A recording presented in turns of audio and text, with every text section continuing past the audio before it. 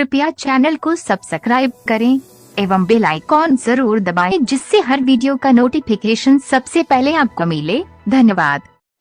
नमस्कार दोस्तों, आप देख रहे हैं जी इंडिया न्यूज और मैं हूं जीके पांडे। चलते हैं बिहार की 5 बड़ी मुख्य खबरों की ओर। नालंदा में मिला अधेड़ का शव, NH-20 के किनारे पैन में मिली लाश। लूटपाट का विरोध करने पर युवक को मारी गोली। 20 साल बाद पकड़ा गया डबल मर्डर का आरोपी। बिहार में अब 50,000 तक जुर्माना देकर छूट सकेंगे शराबी।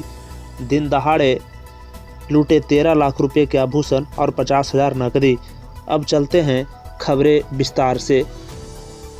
नालंदा जिले के लहरी थाना क्षेत्र के बख्तियारपुर रजौली रोड किनारे बाजार समिति के समीप पैन में सोमवार के दिन एक अधेड़ का शव मिलने से इलाके में सनसनी मच गई है। शव को देखने के लिए लोगों की भीड़ जमा हो गई। इसके बाद इसकी सूचना स्थानीय पुलिस को दी गई। मौके पर 2 थानों की पुलिस दीपनगर और लहरी पहुंचकर मामले की जांच में जुट गई। पॉकेट में मिले आधार कार्ड से मृतक की पहचान श्याम बिहारी प्रसाद के बेटे ब्रजेश कुमार मेहता के रूप में की गई है। दरअसल मृतक की पत्नी श्यामा देवी ने 6 जनवरी को पति की गुमशुदगी का रिपोर्ट थाने में दर्ज कराया था। इसके बाद इसकी सूचना मृतक के परिजनों को पुलिस के द्वारा दी गई। घटना के संबंध में मृतक की पत्नी श्यामा देवी ने बताया कि उनके पति पिछले 4 जनवरी की शाम से घर से गायब थे। दरअसल वे लोग अब पैतृक घर सिलाव में न रहकर लहरी थाना क्षेत्र के शिवपुरी मोहल्ले में रहते हैं। गुमशुदगी वाले दिन से ही वे लोग ब्रजेश कुमार मेहता की खोजबीन में जुटे हुए थे। इसके बावजूद अता पता नहीं चल पा रहा था। उन्हें सूचना दी गई कि ब्रजेश कुमार मेहता नाम के व्यक्ति का है, सब बाजार समिति के पास से मिला है, आकर सदर अस्पताल पहचान कर ले जाइए। महिला ने अपने पति की हत्या कर शव को पैन में फेंकने की बात कह रही है। वहीं लहरी थानाध्यक्ष सुबोध कुमार ने बताया कि पोस्टमार्टम रिपोर्ट आने के बाद ही यह पता चल पाएगा कि मौत कैसे हुई है। फिलहाल पुलिस सभी एंगल पर जांच कर रही है। वहीं दूसरी खबर की बात करें तो लूटपाट का विरोध करने पर युवक को गोली मार दी। घटना है कि डिलीवरी बॉय से कैश, बाइक और मोबाइल की लूट बचाने गए युवक की जबड़े और पैर में मारी गोली। छपरा में कुरियर कंपनी के डिलीवरी बॉय से लूटपाट कर रहे अपराधियों ने बीच बचाव करने आए युवक को गोली मार दी। कारण बस इतना था कि युवक ने डिलीवरी बॉय से लूटपाट का विरोध किया था। युवक के जबड़े और पैर में गोली लगी है। उसे अस्पताल में भर्ती करवाया गया है। अपराधियों ने डिलीवरी बॉय से 30,000 कैश, मोबाइल और बाइक की लूट की बात सामने आ रही है। घटना जिले के मसरक थाना क्षेत्र के सिकटी भीखम मोनिया बाबा के पास की है। सोमवार सुबह 8 बजे कुरियर कंपनी का लड़का सामान लेने जा रहा था। इसी दौरान रास्ते में अपराधी कुरियर कंपनी के लड़के से पैसा छीन रहे थे। उसी क्रम में शौच करने के लिए आए एक व्यक्ति ने लड़के का बचाव करने लगा, तभी अपराधियों ने गोली मार दी। गोली लगने के बाद स्थानीय लोगों ने मसरक स्वास्थ्य केंद्र पहुंचाया। हालत गंभीर होने पर युवक को हायर सेंटर रेफर कर दिया गया। घायल युवक की पहचान सिकटी भीखम गांव निवासी ब्रह्मदेव राय, 28 वर्षीय पुत्र चंदन राय के रूप में हुई है। भागने के दौरान गिरा अपराधी का पिस्टल। स्थानीय लोगों ने बताया कि अपराधियों का पीछा करने पर वो भागने लगे। इसी दौरान एक अपराधी का पिस्टल जमीन पर गिर गया। इधर घटना की सूचना मिलते ही पुलिस मौके पर पहुंच गई। पुलिस ने पिस्टल बरामद कर लिया और छानबीन में जुट गई। पुलिस के अनुसार 3 अपराधियों द्वारा वारदात को अंजाम देने की बात सामने आ रही है। कुछ लोगों से पूछताछ की जा रही है। मामले में आगे की कार्रवाई की जा रही है। घायल युवक मसरक थाना क्षेत्र की सिकटी भीखम गांव निवासी ब्रह्मदेव राय, 28 वर्षीय पुत्र चंदन राय के बारे में बताया जा रहा है। तीसरी खबर यह है कि 20 साल बाद पकड़ा गया डबल मर्डर का आरोपी। 2002 से चल रहा था फरार रंजीत जमादार अरेस्ट हो गया। पड़ोसी जिले में कर रहा था नेतागिरी। बताते चलें कि डबल मर्डर के मामले में पिछले 20 सालों से फरार चल रहा रंजीत जमादार उर्फ रंजीत चौहान को पटना पुलिस ने रविवार को देर रात गिरफ्तार कर लिया है। पुलिस को यह कामयाबी तब मिली जब वो बेलछी इलाके में आया हुआ था। बेलछी के थानेदार को पता चला कि सालों से फरार डबल मर्डर का अभियुक्त इलाके के तमोलिया पुल के पास मौजूद है। इसके बाद पुलिस टीम ने बगैर देरी किए अपनी टीम के साथ छापेमारी की। रंजीत को वहां से भागने का मौका भी नहीं मिला, उसे गिरफ्तार कर लिया गया है। नालंदा के हरनौत से पत्नी रह चुकी है जिला परिषद की सदस्य। बड़ी बात यह है कि पटना से सटे जिला नालंदा के हरनौत के किचनी गांव में ही यह अपने परिवार के साथ रह रहा था। जिला परिषद के पिछले टर्म में इसकी पत्नी हरनौत से नालंदा जिला परिषद की सदस्य रह चुकी है। डबल मर्डर का यह आरोपी पड़ोसी जिले में नेतागिरी कर रहा था। फिर बेलछी थाने के पुराने थानेदार को इसके बारे में पता तक नहीं चला, या वो फिर सब कुछ जानकर भी अनजान बना हुआ था। पुलिस ने की थी कुर्की जब्ती। वर्तमान थानेदार अमरदीप कुमार ने के अनुसार डबल मर्डर का मामला साल 2002 के मार्च महीने का है। यह कांड एक दंगा की तरह का था। बख्तियारपुर के भुआपुर के रहने वाले 2 लोगों की हत्या कर दी गई थी, जबकि तीसरा व्यक्ति इस कांड में गंभीर रूप से घायल हो गया था। बेलछी में दर्ज FIR नंबर 85/2002 में कुल 13 लोगों को आरोपी बनाया गया था। इसमें कुछ आरोपी कोर्ट से बेल भी ले चुके हैं, जिसमें सिर्फ रंजीत जमादार अब तक फरार चल रहा था। लगातार फरार होने की वजह से पुलिस ने इसके संपत्ति की कुर्की जब्ती की थी। रंजीत मूल रूप से बेलछी थाना के बासुपिंडा गांव का रहने वाला है, पर इस कांड के बाद से परिवार समेत फरार हो गया था। इसी तरह आर्म्स एक्ट के एक मामले में पिछले 4 साल से फरार चल रहा गुड्डू सिंह को भी गिरफ्तार किया गया है। चौथा खबर यह है कि बिहार में अब 50,000 तक जुर्माना देकर छूट सकेंगे शराबी। मद निषेध कानून में होने जा रहा है बहुत बड़ा संशोधन।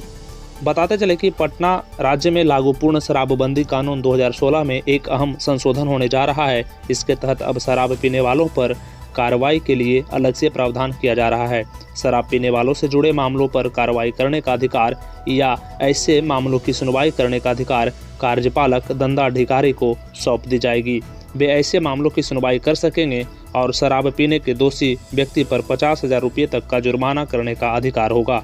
इतना अधिक जुर्माना लेकर संबंधित आरोपित को छोड़ा भी जा सकता है।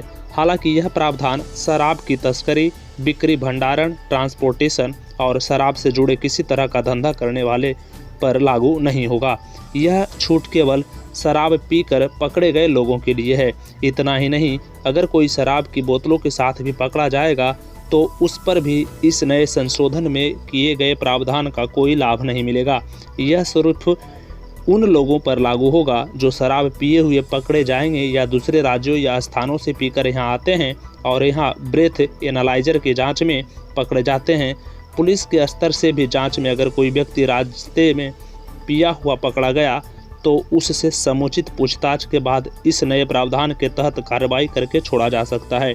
विधि विभाग कर रहा है प्रस्ताव पर विचार। बताते चले कि फिलहाल इस कानून में होने वाले बदलाव से जुड़े सभी पहलुओं पर विधि विभाग के स्तर से विशेष तौर पर मंथन किया जा रहा है। हर तरह के मंथन के बाद कानून के नए प्रारूप को कैबिनेट से पास कराया जाएगा। इसके बाद इसे लागू करने से पहले विधानमंडल से पारित कराया जाएगा। तब जाकर मद्य निषेध अधिनियम 2016 में अंतिम रूप से संशोधन होगा, जिसके बाद ही नया प्रावधान लागू हो पाएगा। बजट सत्र में आ सकता है संशोधन। फरवरी से शुरू होने वाले विधानमंडल के बजट सत्र में इस संशोधन के पारित होने की संभावना जताई जा रही है। इससे पहले सरकार के स्तर पर इससे जुड़े सभी पहलुओं पर विचार विमर्श किया जा रहा है। महाधिवक्ता से भी इस पर अंतिम रूप में से सुझाव प्राप्त दिया जा रहा है। 2,10,000 मामले हैं लंबित। बताते चलें कि पूर्ण शराबबंदी कानून में इस बदलाव को करने के पीछे मुख्य वजह जो है कोर्ट में लंबित मामलों को लेकर के है। अब तक लगभग 2,10,000 के आसपास ऐसे मामले जो शराब से जुड़े हैं वो अभी तक जो है पेंडिंग में हैं। इसी को कम करने के लिए यह प्रावधान लागू किया जा रहा है। आज की 5वीं बड़ी खबर यह है कि दिन दहाड़े लूटे 13 लाख रुपए के आभूषण और 50,000 नकदी। दुकानों में लगे CCTV फुटेज से कसेंगे नकल। जैसा कि आप सभी जानते हैं कि बिहार में कुछ महीने से लेकर के कुछ हफ्तों पीछे से लेकर अब तक काफ़ी डकैती हो चुकी है।